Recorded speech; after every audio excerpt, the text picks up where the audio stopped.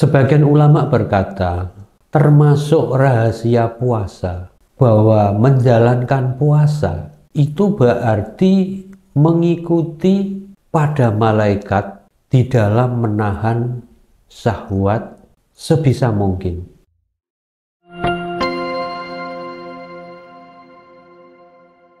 Assalamualaikum warahmatullahi wabarakatuh. Alhamdulillahilladzi an'amana bi ni'matil iman wal islam wa huma a'dhamun ni'am. Wassalatu wassalamu ala sayyidil anam wa ala alihi wa ashabihi wa man tabi'ahum ila subulis salam. Amma ba'd. Ayyuhal ikhwah rahimakumullah. Alhamdulillah kita bisa kembali lagi di majelis tausiah di bulan Ramadan ini. Ayyuhal ikhwah rahimakumullah.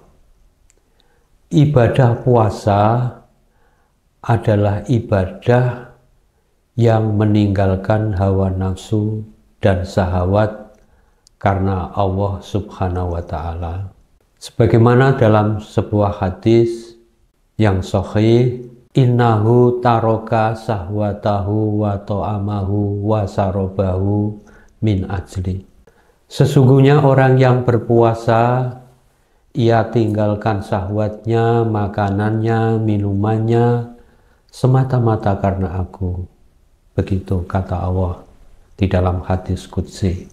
Orang yang puasa adalah orang yang meninggalkan makan dan minumnya karena Allah. Jika orang yang berpuasa telah tertolong untuk menjadi orang yang takwa dengan meninggalkan makan dan minumnya, maka ia berada di suatu kedudukan orang yang meninggalkan syahwatnya karena Allah Subhanahu wa ta'ala.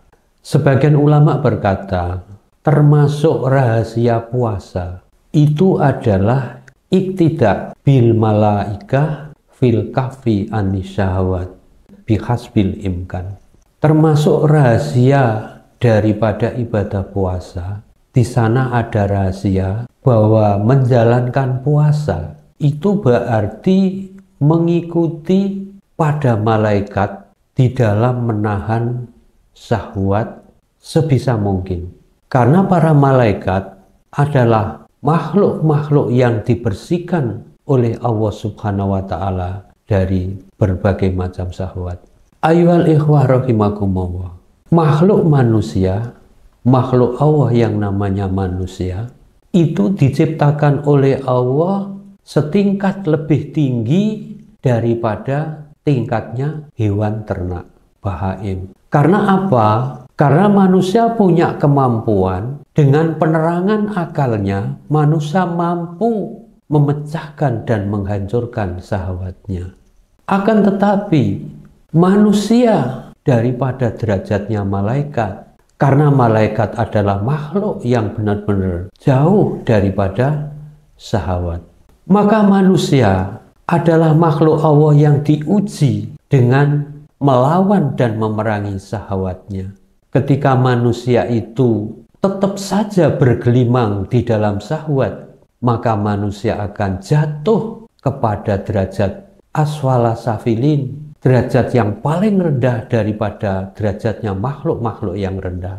Dan manusia akan menyusul berkumpul dengan para hewan. Akan tetapi ketika manusia mampu menghancurkan syahwatnya, maka manusia akan naik ke atas, naik kepada a'la iliyin, yaitu derajat yang paling tinggi, yaitu derajat iliyin. Dan manusia akan menyusul dengan ufuk-ufuk malaikat di sana. Karena malaikat adalah makhluk yang didekatkan kepada Allah Subhanahu wa ta'ala. Maka barang siapa yang mampu mengikuti malaikat, dan barang siapa yang mampu menyerupai dengan akhlaknya malaikat, maka manusia itu akan dekat kepada Allah Subhanahu wa ta'ala seperti dekatnya para malaikat. Karena manusia yang menyerupai dengan makhluk yang dekat, yaitu malaikat, maka manusia itu juga akan dekat kepada Allah Subhanahu wa Ta'ala.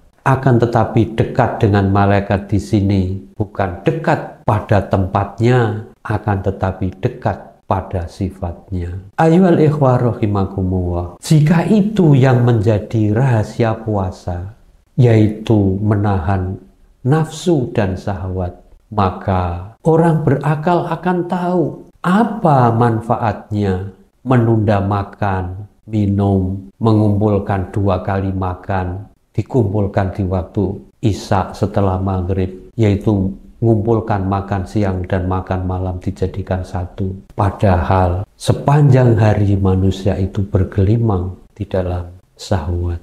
Tidak ada gunanya, tidak ada faedahnya. Maka hadis yang mengatakan innahu taraka sahwatahu wa ta'amahu wa sarobahu min ajli, di sana ada isyarah, ada petunjuk bahwa orang yang puasa itu bisa dekat kepada Allah dikarenakan dia mampu meninggalkan apa-apa yang disenangi oleh hawa nafsunya berupa makan, minum, dan bersetubuh, dan meninggalkan maksiat dan mungkarat. Misalnya seperti menahan pandangan lepas begitu saja kepada apa-apa yang dicela oleh agama, dan memandang kepada apa yang membuat hati menjadi sibuk dan lupa daripada zikir kepada Allah Subhanahu wa Ta'ala, dan menahan lisan dari omongan yang tidak karuan, menahan lisan daripada dusta, ghibah, namimah, mengadu domba, berbicara buruk, berbicara kasar, bermusuhan, bertengkar, dan lain sebagainya. Maka lisan harus dibuat diam dan dibuat sibuk dengan zikir kepada Allah dan membaca Al-Quran. Jika tidak demikian, maka orang puasa akan masuk pada kategori yang dikatakan, yang disabdakan oleh Rasulullah, kam min so'imin laisa lahu min siyamihi ilal ju wal atos. Barang siapa, banyak daripada orang-orang yang berpuasa, tidak ada gunanya puasanya kecuali hanya lapar dan haus. Wallahu a'lam bishawab. Akhiru kalam, wabillahi taufiq wal hidayah. Wassalamualaikum warahmatullahi wabarakatuh.